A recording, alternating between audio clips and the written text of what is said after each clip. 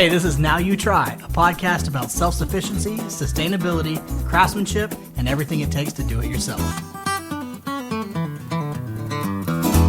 All right, man. It's been a long time coming. Long time. Trying to schedule this thing for you old camo and hookers out there. I'm talking to Magical Greg. I feel like I should have my voice masked. Yeah. This is Greg. Like you're giving some kind of deposition or something. Exactly. You're on the news. What's up, man? Not much. How's busy. life going? Busy. With the kids and work, trying to fit in all the fun stuff. Yeah. In the hour or two a day, I got it. Oh, yeah. I certainly know what you're talking about there. So you, I think out of everybody I know, you're probably the DIY king. Obsessive, I would say. Yeah. About it. Yeah, I texted, I said, hey man, you want to do a podcast and I'm talking about DIY? You're like, oh yeah, I dabble. That's one way to say it. It's an addiction. So let's say, just right now, how many projects are you working on? If you're talking about things that I'd like to finish that I haven't finished? Yeah, I want to talk everything that is in progress, no matter how long it's been in progress. Oh boy. Okay. Well, I have some hammers that I made in blacksmithing class that I still haven't made handles for. Excellent.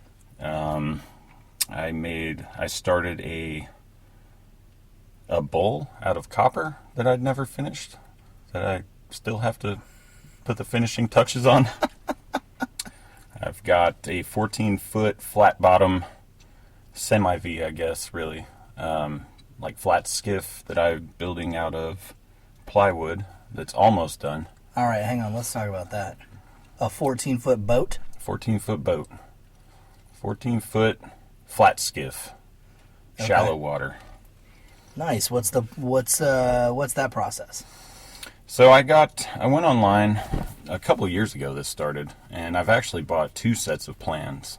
But this one I bought from Bateau Boats, and then I bought. I looked at all their recommendations for material, and it was super expensive. So I just went with what I could get on my budget. Okay.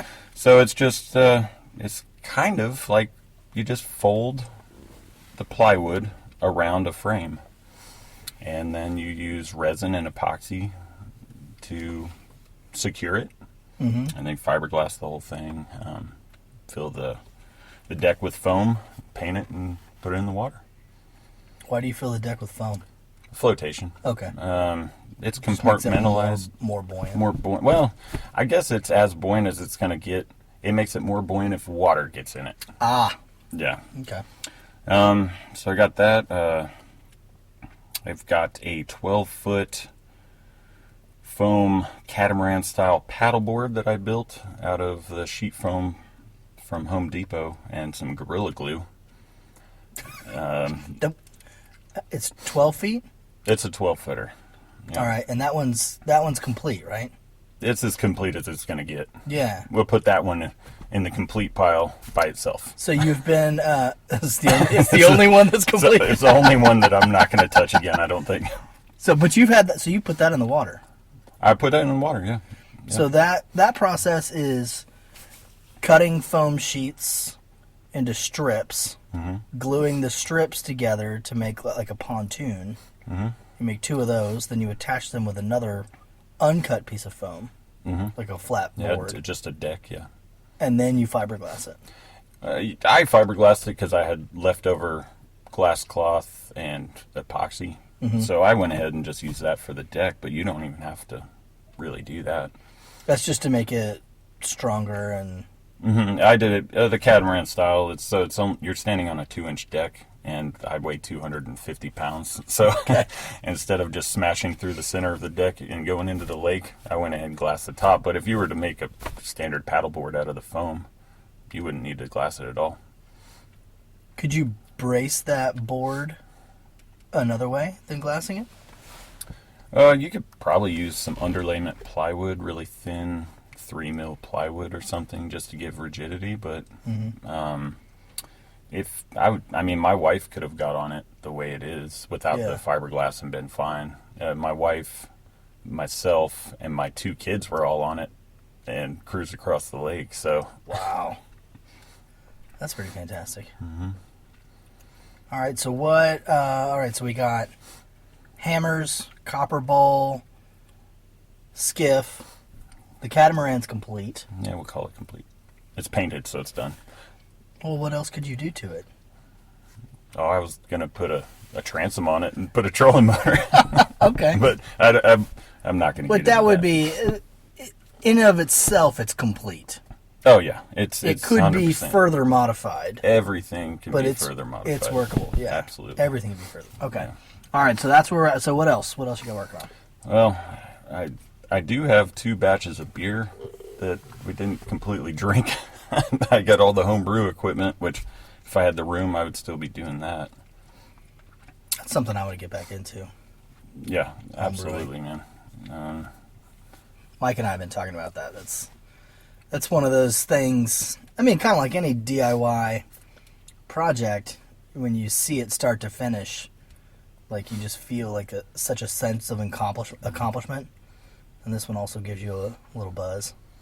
So that's nice. And the craft brew scene in Austin, everybody copies each other now. So you're going to get one style of beer for each season from every brewery. Yeah. So it's nice to just make whatever you want whenever if you want something different. Yep, so I got that. What else? My son and I pour our own plastic worms and crawfish for fishing. That's fantastic. So we started doing that a couple months back. Started carving our own crankbaits and topwater poppers. Out of what?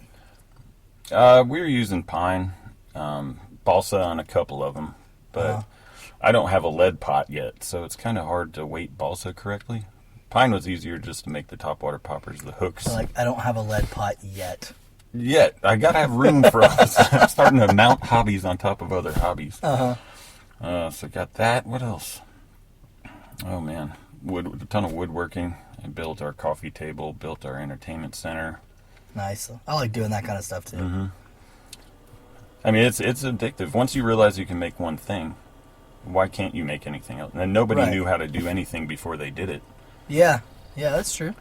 And it's, I guess part of the challenge though is like, well, to do that, I need to get one of these. And to do that, I need to get one of these. And then all of a sudden you've got a garage full of tools, which is nice because then you can do a lot of other projects without having to go out and get that stuff. But you also have to amass all that stuff. That's why I like Harbor Freight. Spend the minimal amount on the tools to see if you like it. I mean, I have a whole wood carving set that I bought from there for maybe $8 or something on sale. Oh, wow.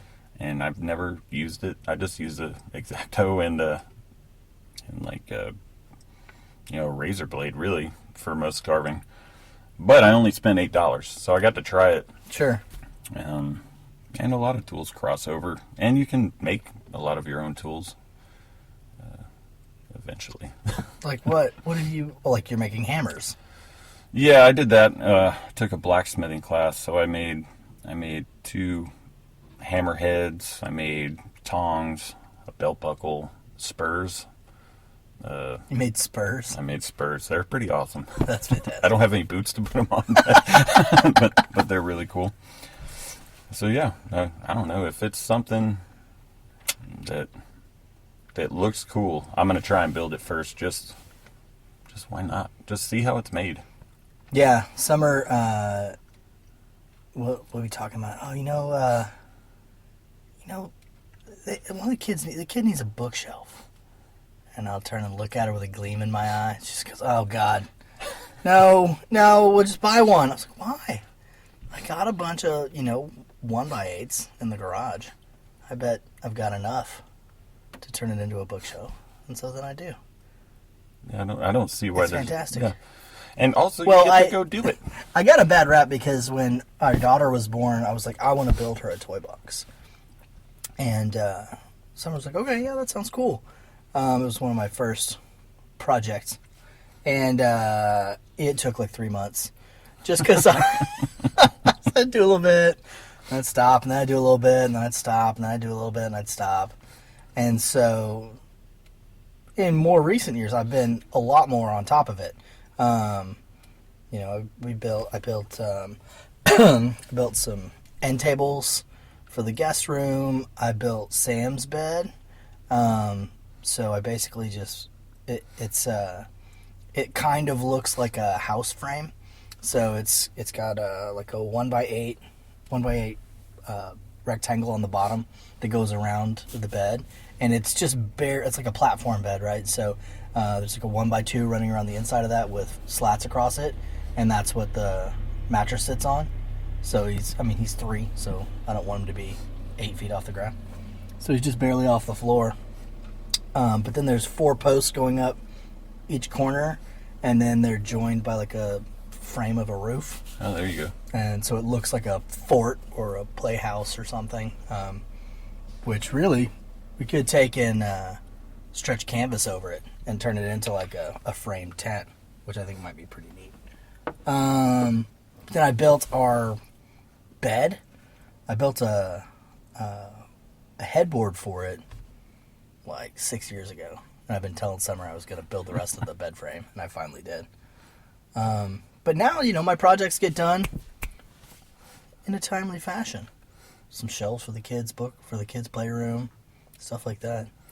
I love it, dude. It's so much fun. And my trick is I'll get up, because I get up early anyway. So after I've obsessed about making something, I'll research it for weeks.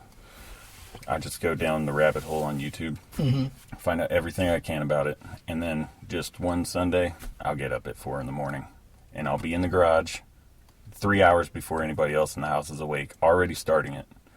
So that way, that way when they wake up and Dad's not in the house, well, oh no, he's doing something in the garage, he's making something, and then I just appear with it like a couple hours later in the house. I'm not going to say not everything's a winner, but I've learned something from everything I made. But yeah, that's how I get away with it. I get up early, get started, and then I'm able to get that time, I guess, because I don't like my boat. I did 3 days. It took me to build 80% of it, and a year later, it's still not finished. Yeah. So I try and get as much alone time when I'm making stuff, because I tend to zone out.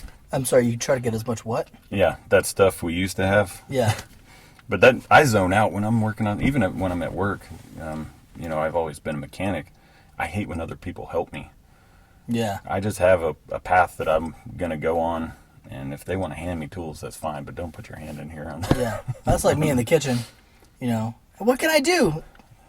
Nothing. You're helping me so much by being out there. Yeah, just sit over there and entertain my kids, keep them out of here, or whatever.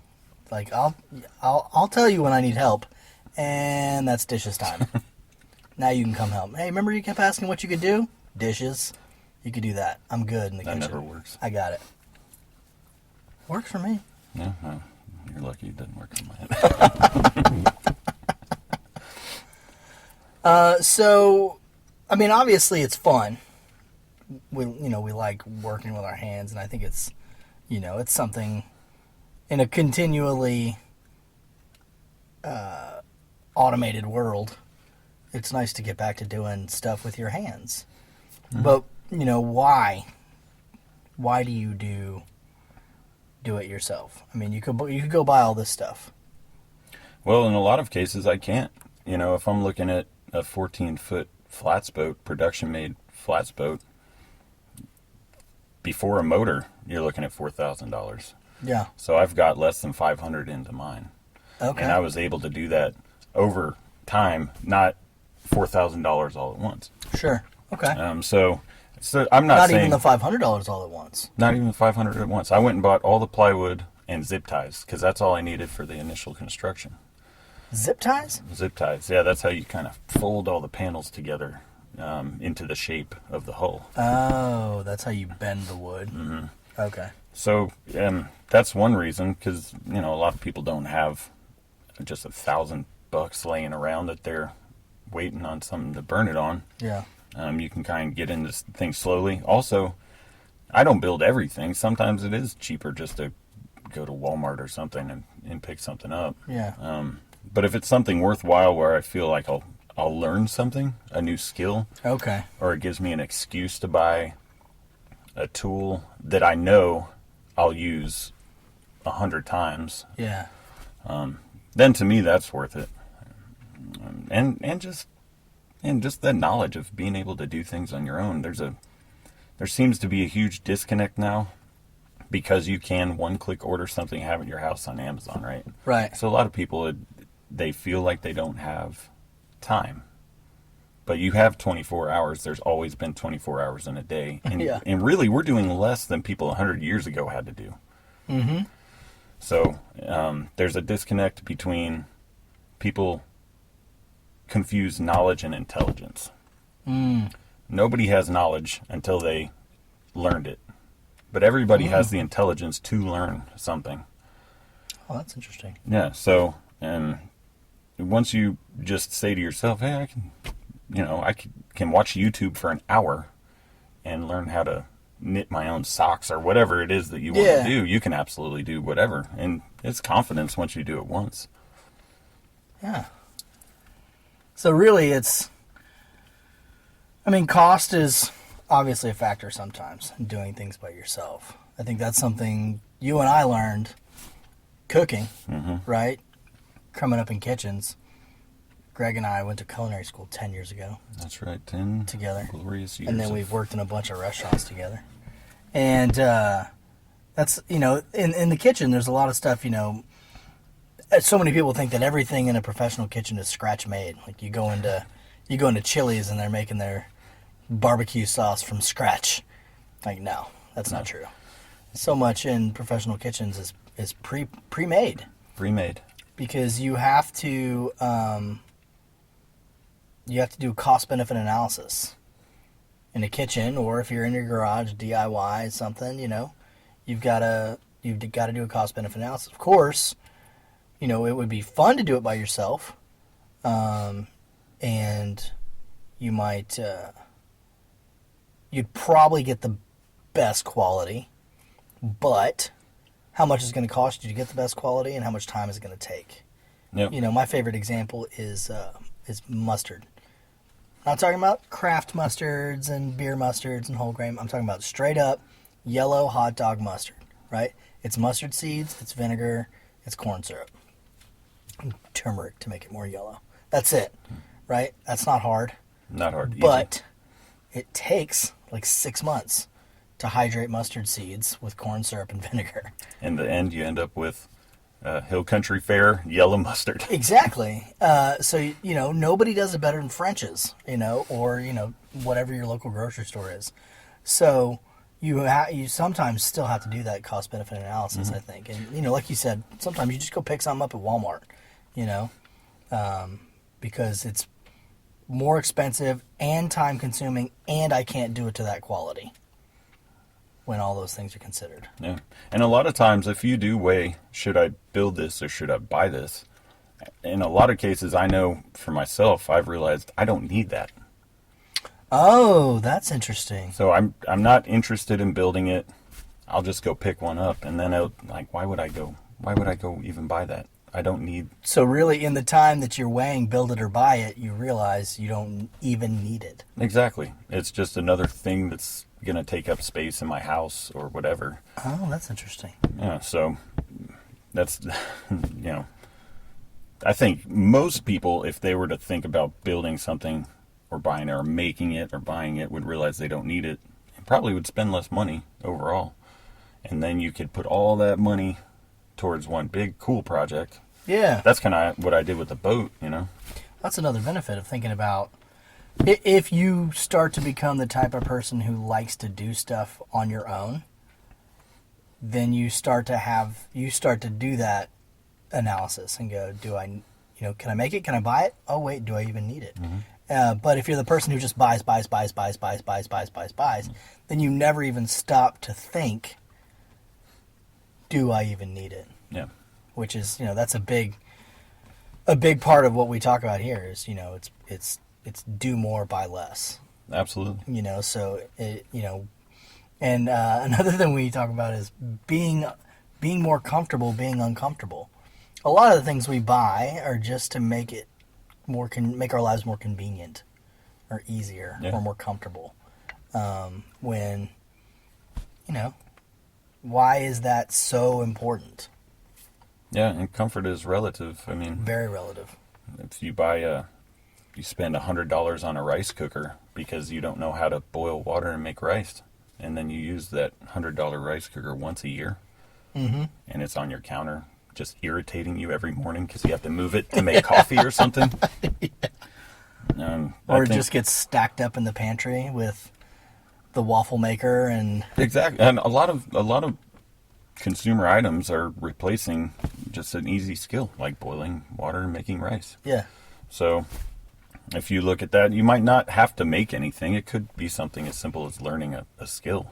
Yeah, you could already have what you need to do that or make it. Oh, yeah, absolutely. If you get in the mindset of stopping to think,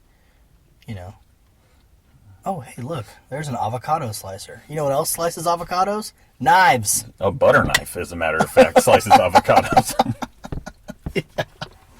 Yeah, that one always cracks me up. The avocado slicer. Or the slap chop. Yeah. Or do you really not have that much time in your day? You're already cooking dinner. It's okay if dinner takes an hour and not 30 minutes. I don't know. Yeah. I feel like the more I've done things on my own, or been more self-reliant, I guess, and making things, building things, learning new skills, the more I realized that it's fun to be part of the process. Yeah. And if I stare at my phone for 4 hours after I come home from work and then I rush to make dinner, then I'm irritated that dinner is just terrible or it's something that was rushed and my kids aren't getting anything cool. They're not helping me cook in the kitchen. So there's a lot of things you miss out on when you're not doing something yourself. Mm-hmm. Yeah. Absolutely. And I think there's, it happens in the movies and stuff all the time, but there's the potential for everything to come crashing down around you. And if you don't know how to do things, building a table, whatever. Nobody needs to know how to build a table.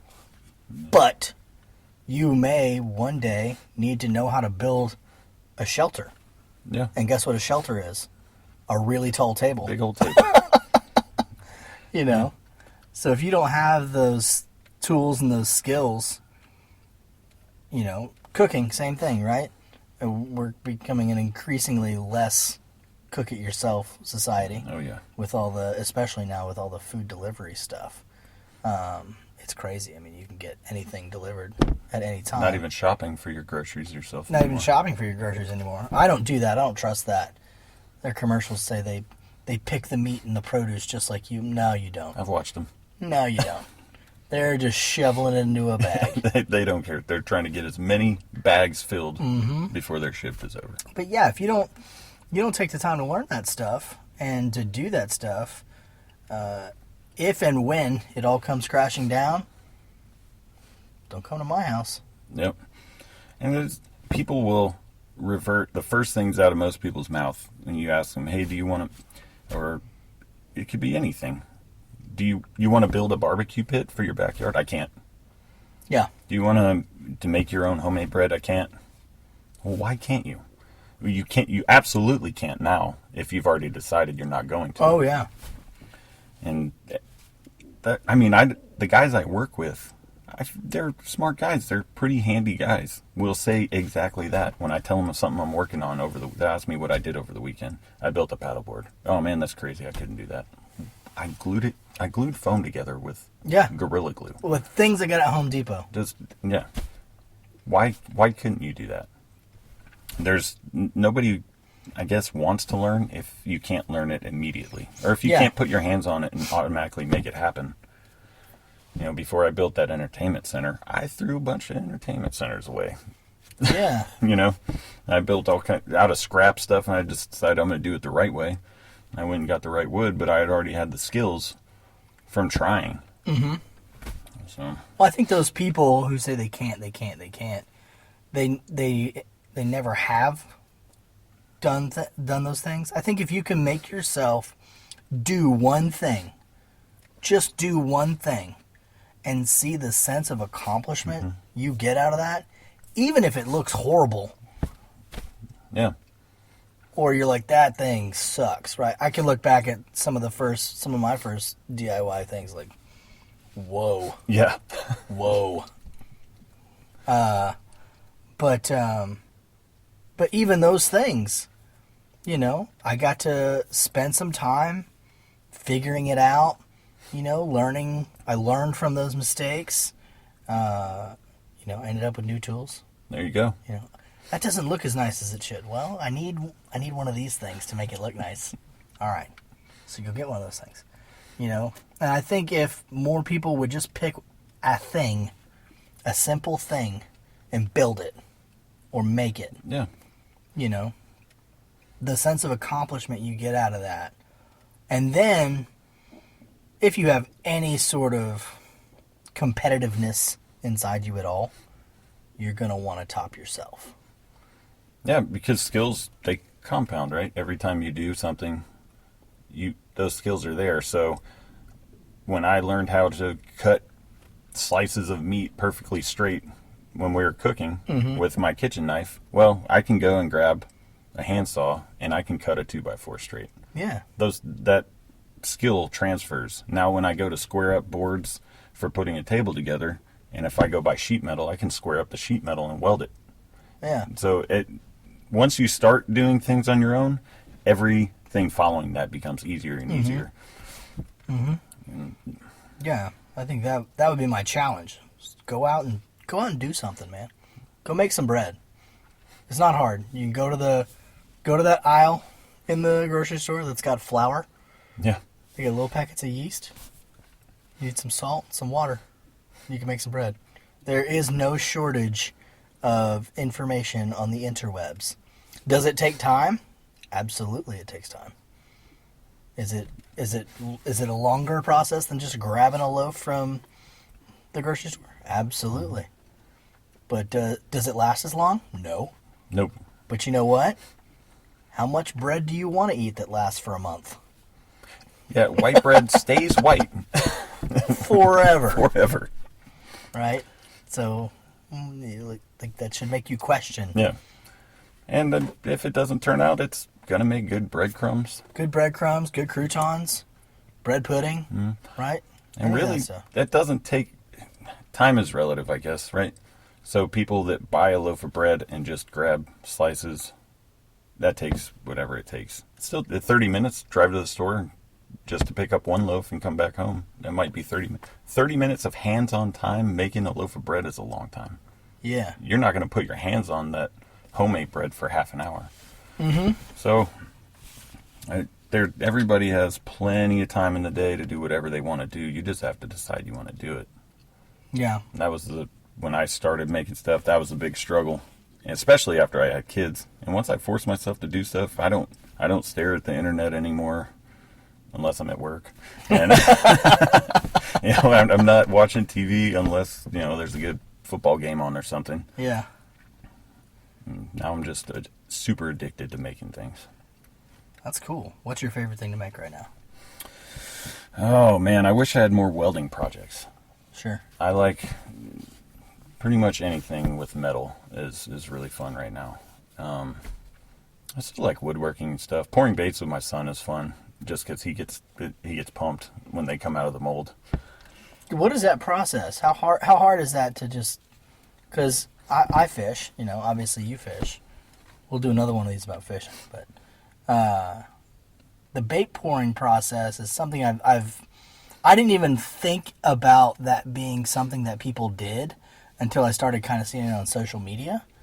And people are starting businesses out of that stuff. How hard is that process? Super simple. It takes a little money to get started if you want actual aluminum molds, professional molds. But I got the mold for my finesse worm for about $35 or $40. I got the injector for $40. I got a And microwave. I mean, that mold's going to last you forever. Forever. Yeah, it's aluminum. It's milled out of a block of aluminum, so it'll never Okay. wear out or anything. A cheap microwave and some Pyrex cups and the plastisol, the liquid plastic, and you're off. And I bought a gallon of plastisol for $40, and it should make about 600 worms. Oh, wow. Okay. And you're making your own colors. That's a pretty decent ROI. And then you got to buy coloring and flakes. And Yeah, but I mean, 2 cups takes maybe 15 drops of a color. So Okay. the initial investment's there, but you can make a ton of bait for that initial investment. Yeah, so you spend, what, $150, $200 to get started? I'd say 200. 200. I Okay. bought another mold just for fun. So. But then you're not going to have to buy those molds again. Ever. Those Pyrex cups are going to last you for a long time. Yep. Jury's out on the $3 microwave. We'll see. It's still going strong. It was basically brand new. But even still, I mean, you can go get a microwave at Walmart for like $15, I think. 40. 40? That's Okay. why I went to Goodwill. Okay. Well, But- just keep going by. And, I mean, you could buy Buy- 15, yeah. 15 Goodwill microwaves and still Exactly. not hit that Walmart microwave. So Yeah. that'd be all right. Yeah, and then after you fish with that worm, it tears up the stuff you made. You just put it in a bag, bring it home, remelt it, and repour it. So you don't have to keep buying plastisol. I mean, if you go through 600 worms in a year, you're fishing. Yeah. So, I mean, it would probably be worth it to pour your own at that point. Absolutely. It's like those guys that fill their own Yeah, shotgun shells. Those guys are bird hunting all year. all year long. And why? Yeah, it just makes sense. Yeah. And you're probably hanging out with your buddies, filling those shells anyway. You know. Yeah, that's definitely a down the road thing. I'm interested in that. I don't bird hunt near enough to make the juice worth the squeeze on that one. Yeah. But that is something too that's working with metal like you were talking about. I got my first chance to work with metal this summer and it was pretty amazing. Metal's awesome. It's easier than wood, I think. If you cut too much off one leg of 4 legs of a table, well, you got to cut the rest off the other legs. Yeah. With metal, if you cut a little too much, you just add more. Yeah. You can't I guess you could just stick a piece of wood on the bottom of that table leg, but if it's a 1/4 inch, that's a nightmare. It's a nightmare. To cut That's a 1/4 inch that's a piece of janky 2x4. table. And then you got to affix that to the bottom, and then it's not going to look right. But with metal, you just slap a little piece on there and then grind it back down to where you want it. That's it. Just You keep bet. adding, yeah. I definitely want to get, that you talk about an investment, though. Well, with metal, you could just find somebody that welds, that has a welder, and, they'll teach you the skill, and you won't have to buy the equipment.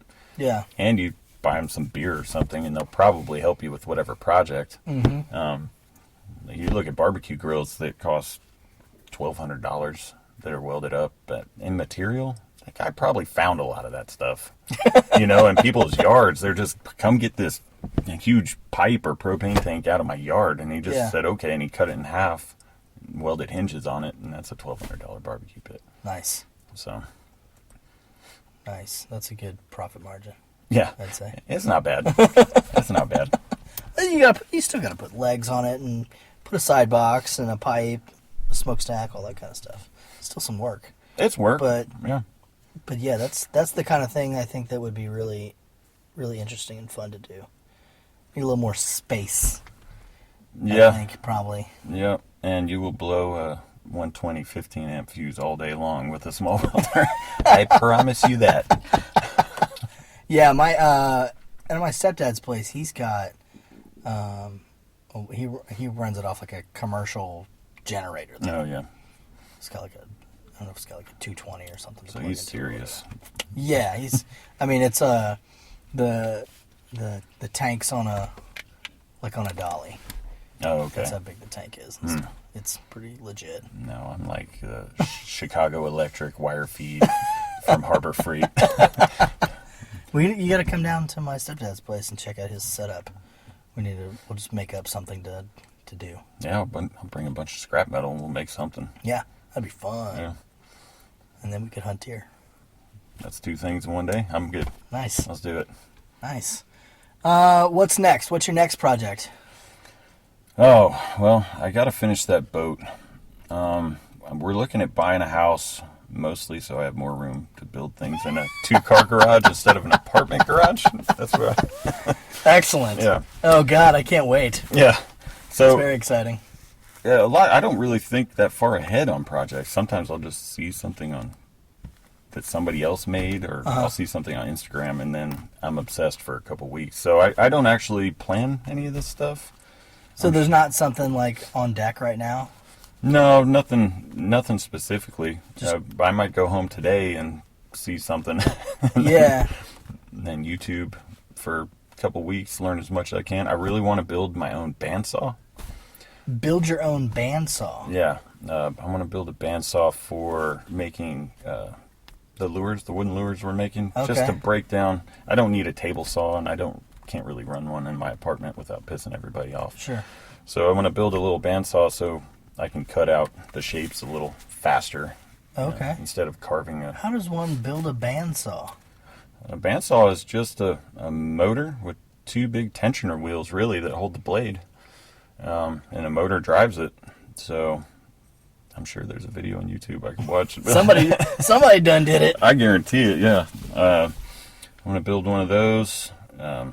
I'll use it for all kinds of stuff, too. I'd like to be able to swap it out, run metal on it. So that might be the next thing I build. That's something I could do in my garage with the limited room I have left from everything else. Yeah. That I got all the bikes. I got bikes that I built, and I got too much crap in my garage, man. Like you welded the mics? Yeah, on one of them, I lengthened. It was an old mountain bike. I lengthened the top tube because it was too small for me. Sure.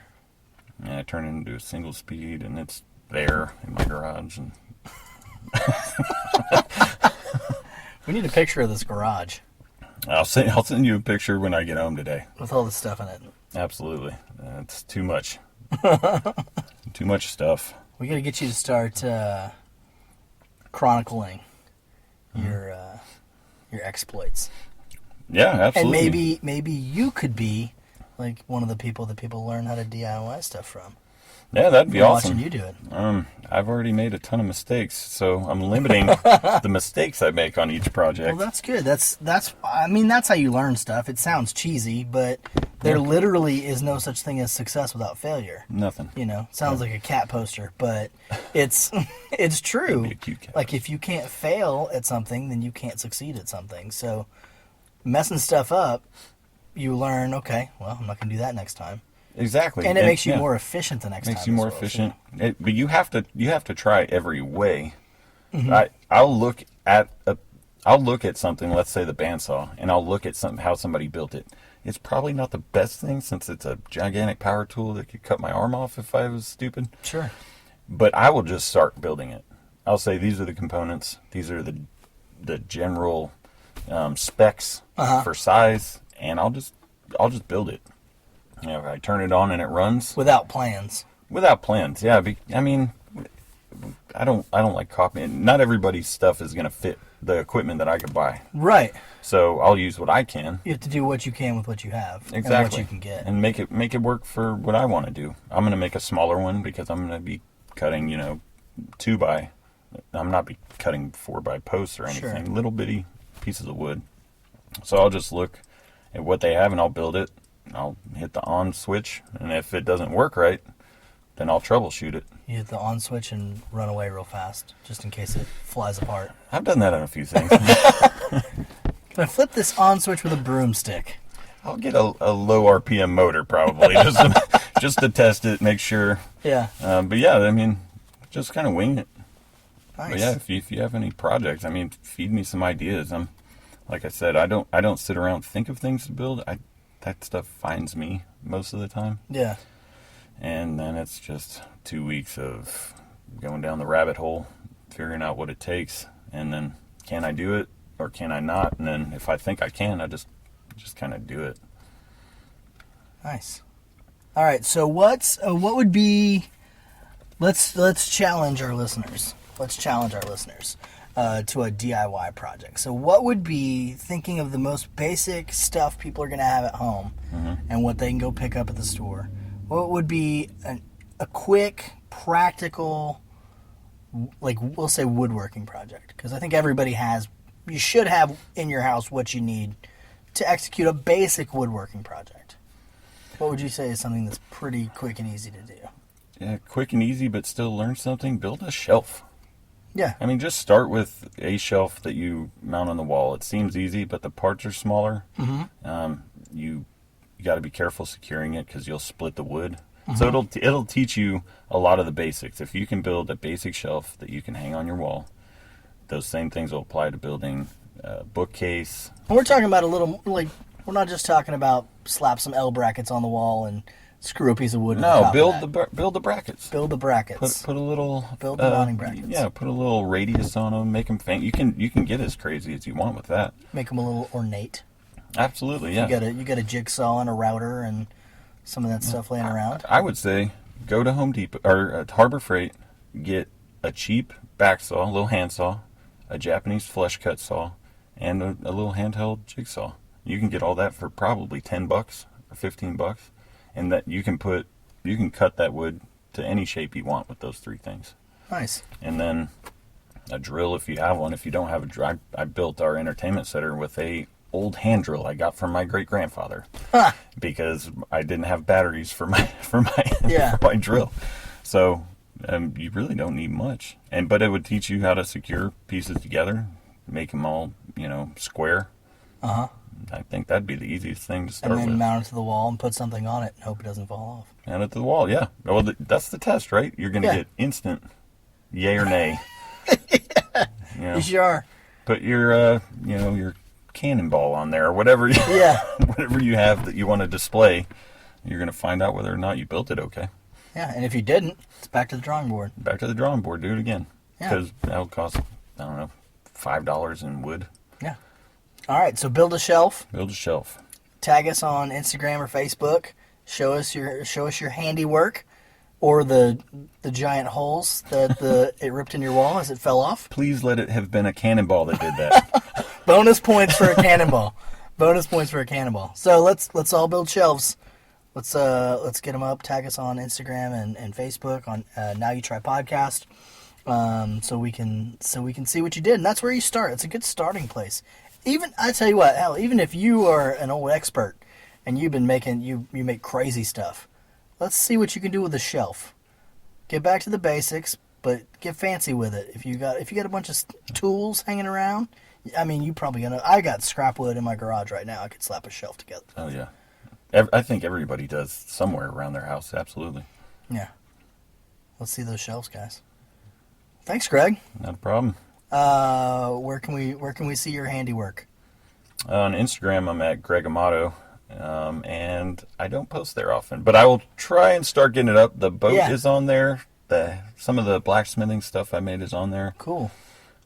So yeah, I'll start trying to be a little more mindful of posting things while I'm doing them. Right on. All right. Next time we're gonna talk fishing. Let's talk some fishing, buddy. All right. Cool. Appreciate it. Thanks for listening to the Now You Try podcast. Check out content related to this episode and all other episodes, or contact us with questions at nowyouTry.com.